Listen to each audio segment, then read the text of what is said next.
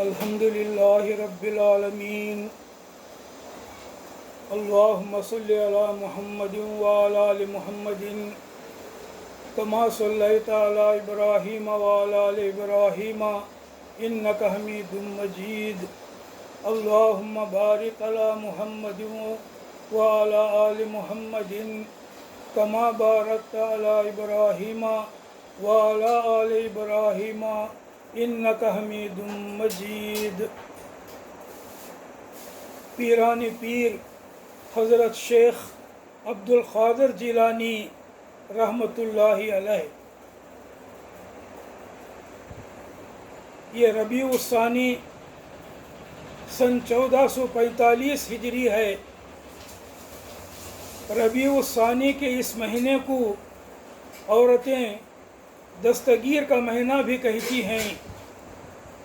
اس مہینے میں پیران پیر حضرت شیخ عبد القادر جیلانی رحمۃ اللہ علیہ کو لوگ بہت یاد کرتے ہیں، ان سے بہت عقیدت کا اظہار کرتے ہیں۔ اس مہینے کی 11 تاریخ کو حضرت شیخ عبد القادر جیلانی رحمۃ اللہ علیہ کی وفات ہوئی تھی۔ حضرت پیران پیر بڑے اللہ والے اور تاریخ اسلام کی ایک بڑی شخصیت ہیں۔ حضرت پیران پیر رحمۃ اللہ علیہ سن 470 ہجری میں ایران کے شہر گیلان میں پیدا ہوئے، جسے جیلان بھی کہتے ہیں، جیلان سے جیلانی۔ آج سے تقریباً 975 سال پہلے، یعنی 25 کم ہزار سال پہلے، حضرت پیران پیر رحمۃ اللہ علیہ پیدا ہوئے تھے۔ 90 پر 1 سال کی عمر میں سن 561 ہجری 11 ربیع الثانی کو آپ کی وفات ہوئی۔ آپ اپنی والدہ کی طرف سے حسینی اور والد کی طرف سے حسنی سید ہیں، یعنی آپ حضرت امام حسن اور حضرت امام حسین رضی اللہ عنہما کی اولاد میں سے ہیں۔ آپ نحیف البدن تھے، دبلے پتلے تھے، میانہ قد، یعنی نہ بہت زیادہ لمبے نہ گڈے، کشادہ سینہ، چوڑا سینہ، گھنی داڑھی، سرخ و سفید رنگ، بلند آواز، آپ کی آواز بلند تھی۔ ابتدائی تعلیم اپنے وطن گیلان میں پائی۔ 18 سال کی عمر میں آپ علم حاصل کرنے بغداد تشریف لائے۔ ایران کے شہر جیلان سے آپ 18 سال کی عمر میں بغداد تشریف لائے۔ اسی سال، جس سال حضرت پیران پیر بغداد تشریف لائے علم حاصل کرنے کے لیے، اسی سال امام غزالی رحمۃ اللہ علیہ تلاش حق میں بغداد سے نکلے تھے۔ اس سے معلوم ہوتا ہے کہ یہ دونوں عظیم علماء کرام ایک ہی زمانے کے تھے، کانٹمپرریز تھے۔ حضرت پیران پیر رحمۃ اللہ علیہ نے ہر علم کو اس کے باکمال استادوں سے حاصل کیا۔ اپنے استاد شیخ مخرمی کے مدرسے میں آپ نے پڑھانا اور واعظ کہنا شروع کیا۔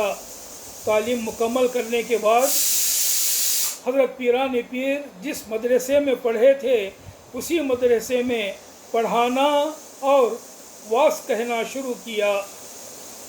آپ کی واعظ کی مجلسیں بہت مقبول ہوئیں، لوگوں میں ان کا بہت چرچا ہوا، یہ بہت فیمس ہوئیں۔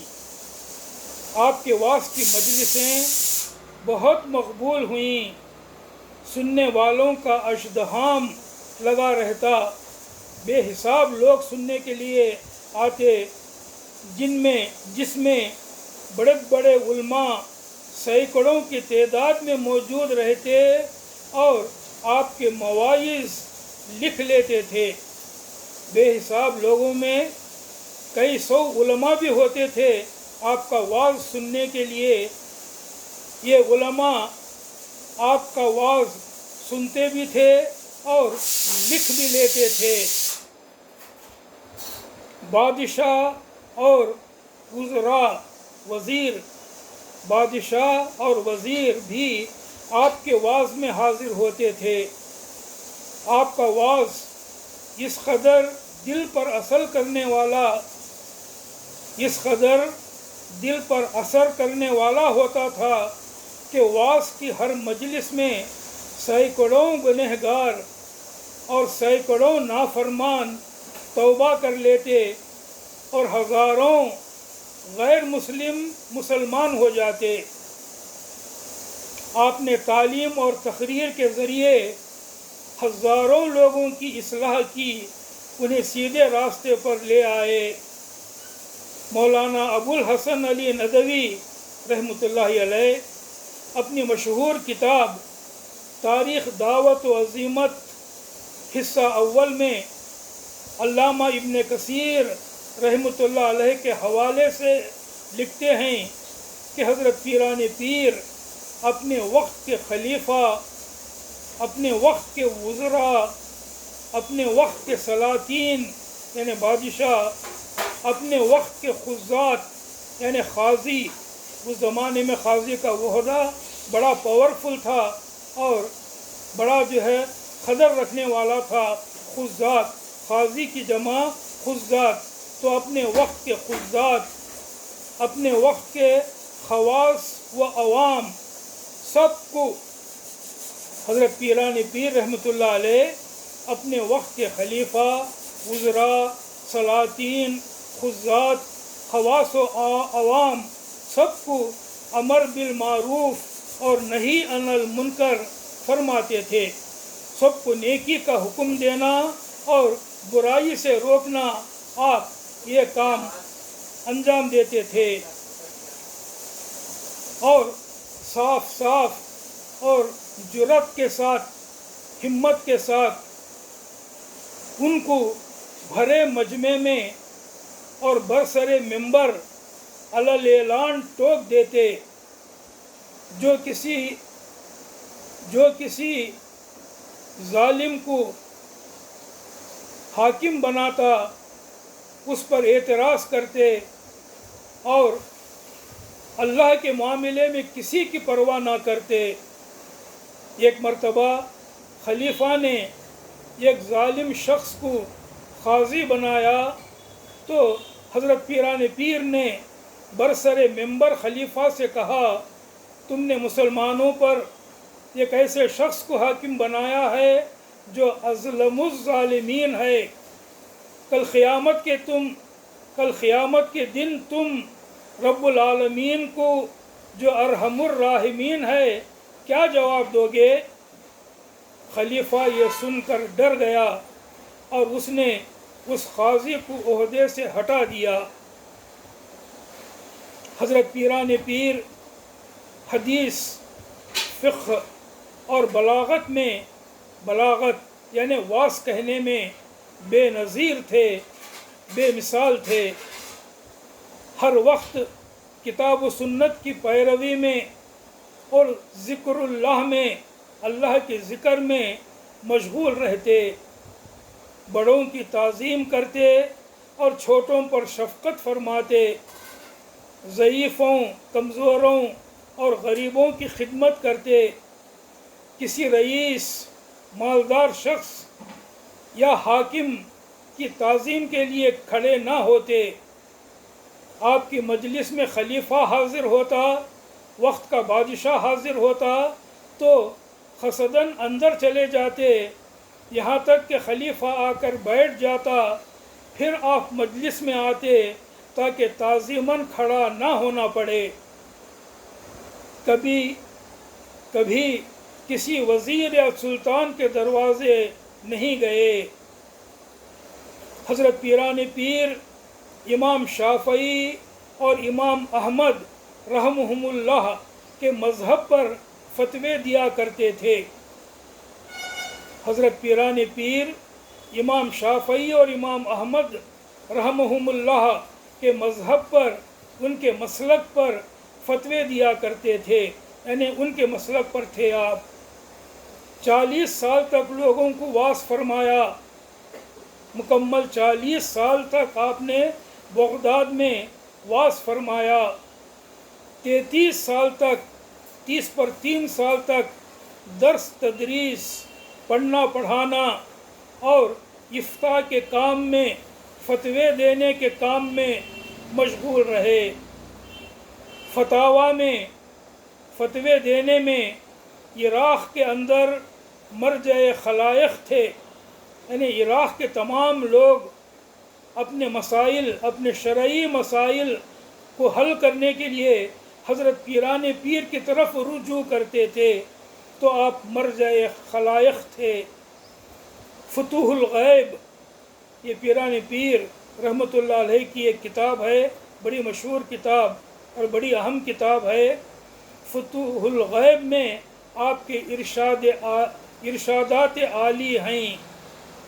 الفتح الربانی، یہ بھی آپ کی ایک کتاب ہے، اس میں آپ کے مواعظ ہیں، آپ نے جو واعظ کہے وہ اس کتاب میں جمع کر دیے گئے ہیں، جس کا نام الفتح الربانی ہے۔ غنیۃ الطالبین، یہ ایک اور ضخیم کتاب آپ کی مشہور تصنیف ہے۔ تو حضرت پیران پیر کی کئی تصنیفات آج بھی موجود ہیں، جن میں میں نے ان 3 کتابوں کا ذکر کیا ہے: فتوح الغیب، الفتح الربانی اور غنیۃ الطالبین۔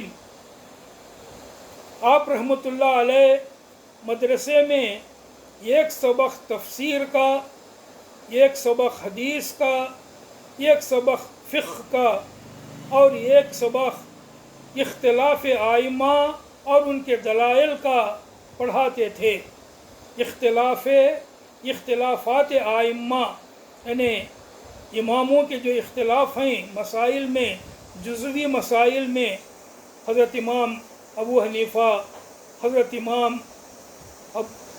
امام مالک، حضرت امام شافعی اور حضرت امام احمد رحمہم اللہ علیہ کے اختلافات اور ان کے دلائل، کس امام کے کیا دلائل ہیں، ان کے بارے میں بھی آپ سبق دیتے تھے۔ تو ایک سبق تفسیر کا، ایک حدیث کا، ایک فقہ کا، مسئلے مسائل کا، اور ایک اختلافات ائمہ اور ان کے دلائل کا پڑھاتے تھے۔ حضرت پیران پیر بغداد میں 70 پر 3 سال گزارے، 73 سال آپ بغداد میں رہے۔ بغداد عباسی خلفاء کا دارالخلافہ تھا، کیپٹل تھا، عباسی خلفاء کا دارالخلافہ تھا۔ عباسی خلفاء میں سے 5 ان کی زندگی میں ایک کے بعد دیگرے مسند خلافت پر بیٹھے۔ حضرت پیران پیر کا یہ عہد، ان کا یہ زمانہ سلجوقی سلاطین اور عباسی خلفاء کی باہمی کشمکش کا زمانہ تھا۔ پاور حاصل کرنے کے لیے، بادشاہی اور حکومت حاصل کرنے کے لیے مسلمانوں کے یہ 2 گروہ، سلجوقی سلاطین اور عباسی خلفاء کے درمیان کشمکش چل رہی تھی۔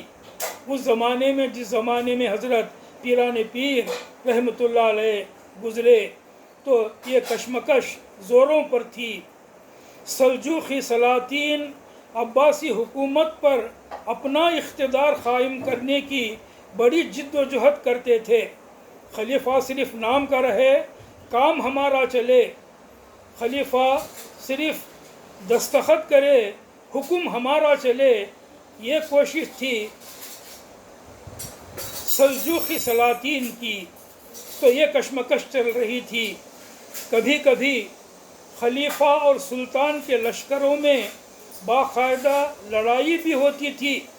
مسلمانوں کے لشکروں میں حکومت کے لیے، پاور کے لیے، اقتدار کے لیے لڑائیاں بھی ہوتی تھیں، اور مسلمان ایک دوسرے کا بے دریغ خون بہاتے تھے۔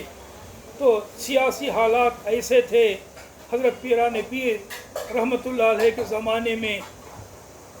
یہ تمام الم انگیز واقعات، دکھ بھرے واقعات حضرت پیران پیر رحمۃ اللہ علیہ کی نگاہوں کے سامنے گزرے۔ آپ نے مسلمانوں کے باہمی افتراق و خانہ جنگی، مسلمانوں کی یہ نا اتفاقی اور آپس میں ایک دوسرے سے لڑنا اور دشمنی، مسلمانوں کی آپس کی دشمنی کو اپنی آنکھوں سے دیکھا حضرت پیران پیر نے۔ آپ نے یہ بھی دیکھا کہ دنیا کی محبت میں اور ملک و سلطنت اور جاہ و مرتبے کے لیے لوگ سب کچھ کرنے کے لیے تیار ہیں، سب کچھ کر گزرنے کے لیے تیار ہیں، اور ان کو صرف دربار کی شان و شوکت سے دلچسپی باقی رہ گئی ہے۔ لوگوں کی یہ کیفیت اور اپنے زمانے کا یہ ماحول دیکھ کر حضرت پیران پیر بے چین اور فکر مند ہو جایا کرتے تھے۔ لوگوں کی اصلاح کے لیے، لوگوں کو سدھارنے کے لیے، صحیح راستے پر لانے کے لیے اور ماحول کو اچھائی کی طرف بدلنے کے لیے آپ اپنے وعظوں میں دعوت و تربیت، اصلاح نفوس اور تزکیہ قلب پر بہت زور دیتے تھے۔ حضرت پیران پیر اپنے وعظوں میں دعوت و تربیت پر بہت زور دیتے تھے۔ دعوت یعنی اللہ کی طرف بلانا لوگوں کو، تربیت لوگوں کی اسلام کے مطابق تربیت کرنا، اصلاح نفوس انسانوں کے اخلاق درست کرنا، پاک صاف کرنا، تزکیہ قلب دل کی پاکیزگی، تو ان باتوں پر آپ بہت زور دیتے تھے اپنے مواعظ میں، اپنے وعظوں میں۔ اس واسطے آپ کے وعظ بہت مقبول ہوتے تھے، بہت دل پذیر ہوتے تھے، اور لوگوں کا آپ کے وعظوں پر بہت اثر ہوتا تھا، کیونکہ وقت کی ضرورت کے مطابق آپ وعظ فرماتے تھے۔ نفاق اور دنیا کی محبت کی تحقیر و تذلیل، دنیا کی محبت کو کمتر اور ذلیل سمجھنا، نفاق باہر ایک اندر ایک، ایمانی شعور کے احیاء، ایمانی شعور دوبارہ زندہ کرنا، ایمان کا شعور دوبارہ پیدا کرنا، عقیدہ آخرت کی تذکیر، آخرت کو یاد دلاتے رہنا، آخرت کے عقیدے کو تازہ کرتے رہنا، اور اس دنیا فانی کی بے ثباتی، یہ دنیا ختم ہونے والی ہے، عارضی اور ٹیمپرری ہے، ان باتوں کے دنیا فانی کی بے ثباتی کے مقابلے میں اس حیات جاویدانی کی اہمیت یعنی آخرت کی اہمیت، تہذیب اخلاق کو درست کرنا، اخلاق کو سنوارنا اور سدھارنا، توحید خالص، ایک اللہ کو ماننا، ایک اللہ کے ماننے کے تقاضے کیا ہیں اسے بیان کرنا، اور اخلاص کامل، دل کے پورے اخلاص کو پیدا کرنا، دل میں پورے اخلاص کو بڑھاوا دینا، ان تمام باتوں پر آپ کی دعوت محیط ہوا کرتی تھی۔ آپ کی دعوت کا سارا زور ان باتوں پر ہوتا تھا۔ کن باتوں پر؟ نفاق اور دنیا کی محبت کی تحقیر، نفاق کی تحقیر، دنیا کی محبت کی تحقیر اور تذلیل، ایمانی شعور کا احیاء، عقیدہ آخرت کی تذکیر، اور اس دنیا فانی کی بے ثباتی کے مقابلے میں حیات جاویدانی یعنی آخرت کی اہمیت، تہذیب اخلاق، توحید خالص اور اخلاص کامل کی دعوت پر سارا زور صرف کر دیتے تھے۔ حضرت پیران پیر اپنے وعظوں میں، حضرت پیران پیر رحمۃ اللہ علیہ ان درباری سرکاری علماء و مشائخ کی بھی پرزور تردید کرتے تھے جنہوں نے سلاطین اور ناخدا ترس حکام کی مصاحبت اختیار کی تھی۔ علماء میں سے جو دنیا پرست علماء تھے، دنیا کو حاصل کرنے کے لیے اپنا علم خرچ کرتے تھے، بادشاہوں کے درباروں میں جاتے، ان کی ہاں میں ہاں ملاتے، انہیں مسکا لگاتے، ایسے علماء اور مشائخ کی حضرت پیران پیر نندا کرتے تھے، پرزور تردید کرتے تھے، ان پر تنقید کرتے تھے، اور جو ان کی ہاں میں ہاں ملاتے رہتے تھے اور جن کی وجہ سے ان سلاطین اور حکام کو اور زیادہ جرأت اور بے خوفی پیدا ہو گئی تھی۔ علماء ان کے ہاں میں ہاں جو ملاتے تھے حکام اور بادشاہوں اور حکمرانوں کے، تو حکمران خدا سے بے خوفی میں اور جری ہو گئے تھے۔ تو اس وجہ سے حضرت پیران پیر ان علماء کو تنقید کا نشانہ بناتے تھے جو خود بھی بگڑے ہوئے تھے اور حکام اور سلاطین کو بھی بگاڑ کے راستے پر چلنے دیتے تھے۔ ایک موقع پر ایسے ہی ایک سرکاری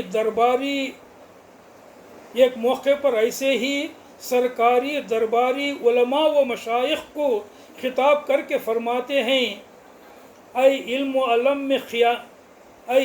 عمل میں خیانت کرنے والو، تم کو ان سلاطین و حکام سے کیا نسبت؟ اے اللہ اور اس کے رسول کے دشمنوں، اے بندگان خدا کے ڈاکوؤ، تم کھلے ظلم اور کھلے نفاق میں مبتلا ہو۔ یہ نفاق کب تک رہے گا؟ اے عالموں اور اے زاہدوں، شاہان و سلاطین کے لیے کب تک منافق بنے رہو گے کہ ان سے دنیا کا مال و زر اور دنیا کے مزے لیتے رہو؟ تم اور اکثر بادشاہ اس زمانے میں اللہ کے مال اور اس کے بندوں کے متعلق ظالم اور خائن بنے ہوئے ہو، امانت میں خیانت کرنے والے بنے ہوئے ہو۔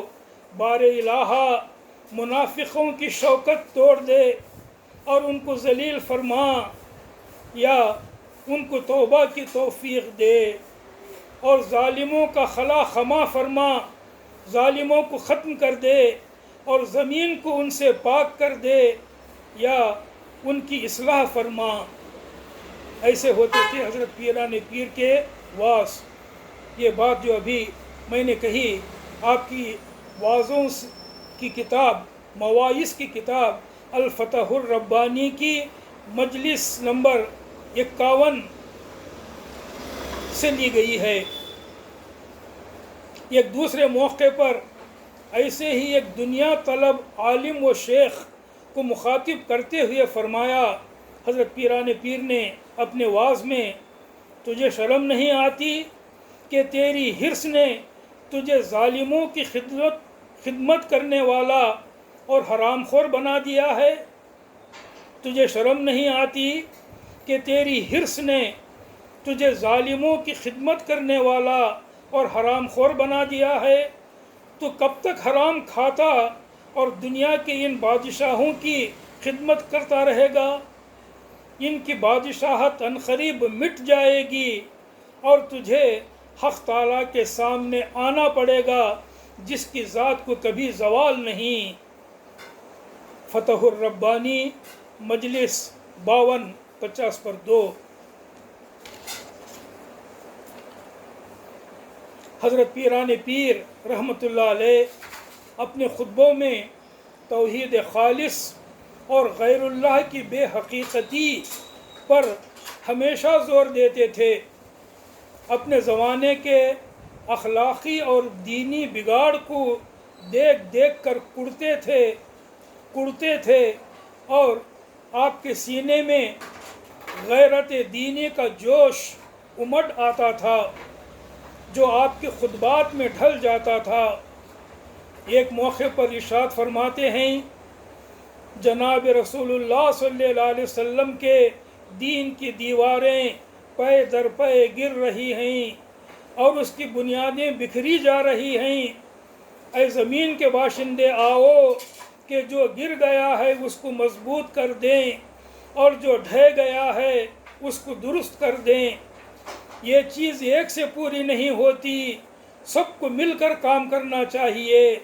اے سورج، اے چاند اور اے دن، تم سب آؤ۔ ایسے تھے حضرت پیران پیر کے مواعظ اور آپ کے واعظ۔ حضرت پیران پیر رحمۃ اللہ علیہ کے مواعظ دلوں پر بجلی کا اثر کرتے تھے، اور وہ تاثیر آج بھی آپ کے کلام میں، آپ کے واعظوں میں موجود ہے، جسے آپ فتوح الغیب اور الفتح الربانی آپ کی ان دو کتابوں میں پا سکتے ہیں۔ آپ رحمۃ اللہ علیہ کے متعلق مفتی عراق محی الدین بغدادی لکھتے ہیں کہ آپ رحمۃ اللہ علیہ غیر مہذب سے بہت دور، حق اور معقول بات سے بہت قریب تھے۔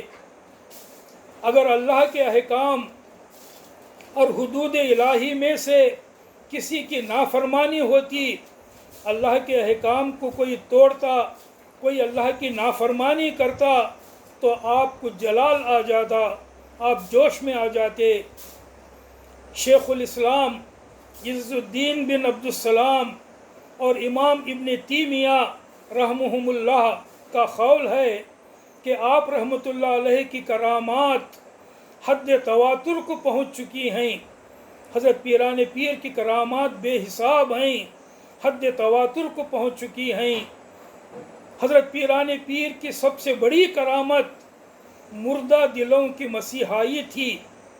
ویسے تو آپ کے بے شمار کرامات ہیں، مگر آپ کی سب سے بڑی کرامت یہ تھی کہ بے شمار مردہ دلوں کو آپ نے نئی ایمانی زندگی بخشی، عطا کی۔ ان میں سب سے بڑی کرامت مردہ دلوں کی مسیحائی تھی، یعنی آپ کی زبان کی تاثیر سے بے شمار انسانوں کو نئی ایمانی زندگی ملی۔ آپ کی وجہ سے اعتقادی اور عملی بدعتیں دور ہو گئیں۔ مولانا ابوالحسن علی ندوی رحمۃ اللہ علیہ لکھتے ہیں کہ حضرت پیران پیر رحمۃ اللہ علیہ نے اپنی محبوب شخصیت، یعنی ایسی شخصیت جو لوگوں کو بڑی پیاری تھی، اپنی محبوب شخصیت، اپنے روحانی کمالات اور اپنے ملکہ اجتہاد سے بیعت و ارشاد کے طریقے کو نئی زندگی بخشی۔ حضرت پیران پیر نے بیعت اور ارشاد کے طریقے کو نئی زندگی بخشی۔ آپ رحمۃ اللہ علیہ سلسلہ قادریہ کے بانی ہیں۔ آپ کے بعد آپ کے مخلص خلفاء اور باعظمت اہل سلسلہ نے تمام ممالک اسلامیہ میں دعوت اللہ، یعنی اللہ کی طرف لوگوں کو بلانا، اور تجدید ایمان، یعنی لوگوں کے ایمان نئے کرنا، لوگوں کے ایمان مضبوط کرنا، یہ سلسلہ جاری رکھا۔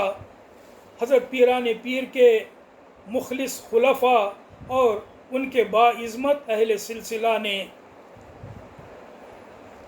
حضرت پیران پیر کی مرض وفات میں آپ کے ایک صاحبزادے شیخ عبدالوہاب نے آپ سے عرض کیا کہ ابا جان مجھے کچھ وصیت فرمائیے، تو آپ نے فرمایا ہمیشہ خدا سے ڈرتے رہو اور خدا کے سوا کسی سے نہ ڈرو اور نہ اس کے سوا کسی سے امید رکھو، صرف اللہ پر بھروسہ رکھو اور اسی سے مانگو۔ حضرت پیران پیر رحمۃ اللہ علیہ کی تعلیمات کو جاننا اور ان پر عمل کرنا ہی حضرت پیران پیر کی سچی عقیدت ہے۔